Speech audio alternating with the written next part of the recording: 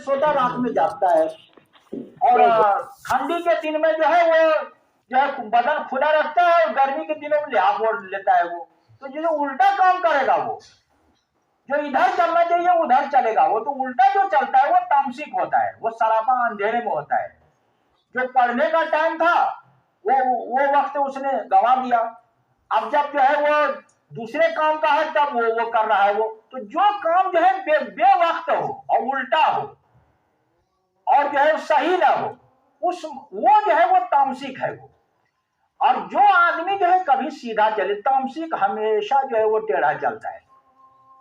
तामसिक जो हमेशा टेढ़ा चले।